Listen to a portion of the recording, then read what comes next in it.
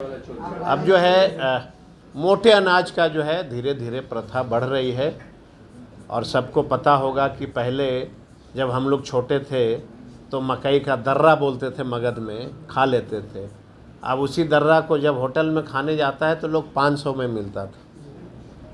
तो अब हम लोगों ने उसका स्टार्ट किया है, मोटी अनाज का जो है खेती किसान करे। अब गया न जाने कहाँ कहाँ किस देश में तिलकुट जाता है।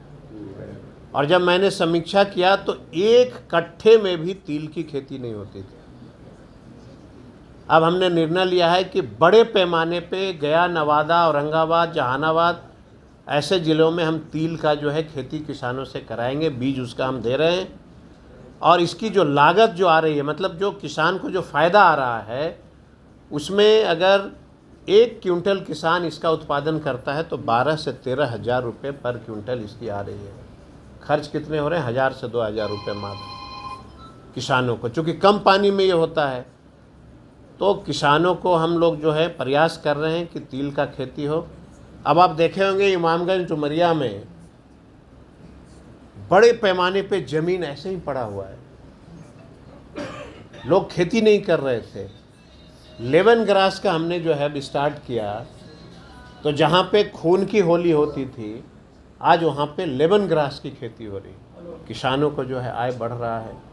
प्लस सबको पता है कि एग्रीकल्चर का जो ज़मीन था हमारा बंजर पड़ा हुआ था, हम लोगों ने चौथी कृषि रोड मैप में फैसला लिया है कि पीपीपी मोड पे बिहार का किसान या बाहर की एजेंसी जो चाहता है सीड का उत्पादन करना, हम उसको लीज पे जो है अपनी ज़मीन नियमावली है हमारा, उसके तहत हम देंगे। और बिहार को सीड हब के रूप में हम चाहते हैं कि हम उसको बना दें।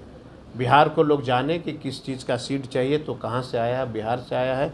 इसके लिए हम लोग जो है प्रयास कर रहे हैं। अब जो है मोटे अनाज का जो है धीरे धीरे प्रथा बढ़ रही है। और सबको पता होगा कि पहले जब हम लोग छोटे थे तो मकई का दर्रा बोलते थे, मगध में खा लेते थे। अब उसी दर्रा को जब होटल में खाने जाता है तो लोग 500 में मिलता था।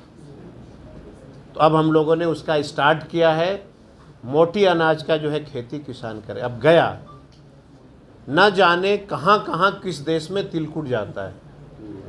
और जब मैंने समीक्षा किया तो एक कट्ठे में भी तिल की खेती नहीं होती थी।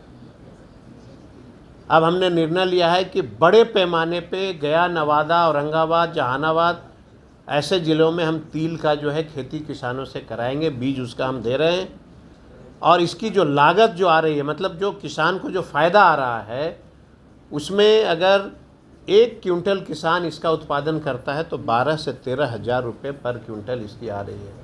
खर्च कितने हो रहे हैं? 1000 से 2000 रुपये मात्र किसानों को, चूँकि कम पानी में ये होता है। तो किसानों को हम लोग जो है प्रयास कर रहे हैं कि तिल का खेती हो।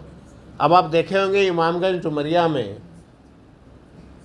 बड़े पैमाने पे ज़मीन ऐसे ही पड़ा हुआ है, लोग खेती नहीं कर रहे थे।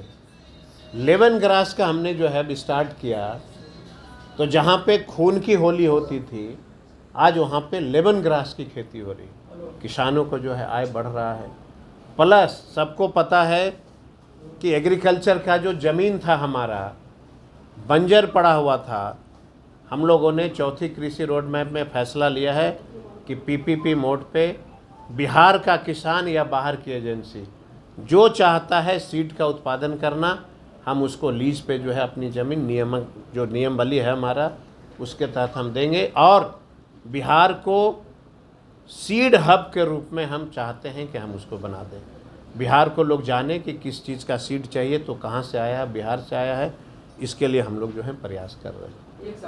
नहीं, गया और इमामगंज का ही मामला नहीं है, वैसे ज़िला जहाँ पे बंजर भूमि है, पहाड़ी इलाका है, ये बाढ़ में लेमन ग्रास नहीं हो पाएगा। जहाँ पे बंजर भूमि है, पहाड़ी इलाका गया है, जहानाबाद है, नवादा है, अरवल है, आपका जो है औरंगाबाद है, सासाराम है, ये सब जगह लेमन ग्रास। चौथी कृषि रोड मैप में लेमन ग्रास और मोटे अनाज की प्राथमिकता दी गई है।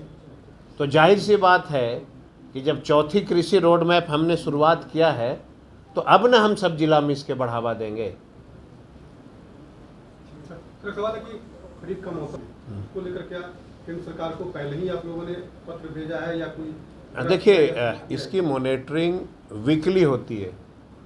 भारत सरकार और बिहार देश के अन्य राज्यों के साथ वीकली बैठक होती है और हम लोग जो हैं मौसम के अनुसार, ज़्यादा बारिश हुई तो डिमांड ज़्यादा भेजते हैं मौसम के अनुसार, और जो किसान उत्पादन के लिए किस किस चीज़ का जो है कर रहे, वो जब रिपोर्ट आता है उसके हिसाब से समय समय पे हम लोग इसकी उपलब्धता को भेजते रहते हैं कि हमको यूरिया इतना लगेगा, डीएपी इतना। लेकिन सवाल ये उठता है कि लगातार हमारा बिहार सरकार और हमारे विभाग के अधिकारी डिमांड करते हैं कि हमको इतना लाख मैट्रिक टन खाद चाहिए, ज़रूरत होता है हमको सितंबर में, और जो हम डिमांड करते हैं उसको वो स्वीकृत कर लेते हैं।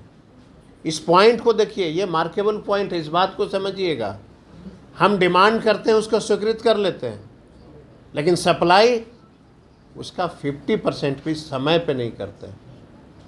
और जब हमसे पूछने के बाद जब आप दूसरे जगह पूछते हैं तो एक कागज़ का टुकड़ा दिखाते हैं, बोलते हैं कि देखिए हमने तो पूरी कर दिया पूर्ति, जो डिमांड था हमने कर दिया। लेकिन हम जानना चाहते हैं कि यह जो डिमांड आपने पूरा किया ये कब किया। हमारा डिमांड सितंबर में था, वह जो डिमांड आपने दिसंबर में किया कि सितंबर में पूरा किया। ये सवाल जरूर आप लोग उनसे पूछा करिए। कालाबाजारी का भी आरोप आप लोग पे लगाया गया है। आप लोगों ने खाद को लेकर काफी ज्यादा तादाद में आप लोग कालाबाजारी की है, उसका भी उन्होंने गिनवाया। कालाबाजारी हमने किया है, लगातार आरोप लगाते हैं बीजेपी वाले लोग। मैं बता देता हूँ कि जब मैं मंत्री नहीं था, इसके पहले आप देखे होंगे कि किसानों के ऊपर लाठियां चल रही थी। तो उस समय कितने किसानों के ऊपर लाठियां चली और हमारी सरकार में किसानों के ऊपर कितनी लाठियां चली, ये अगर आंकड़ा आप निकाल लेते हैं तो उनका जो आरोप था अपने आप समाप्त हो जाएगा। क्या है, इतने में खरीदा, आवेदन लिखेगा, उसी आवेदन के आलोक में सेम डे वहाँ के बड़े अधिकारियों से बात करके और डीलरों पे हम FIR करें।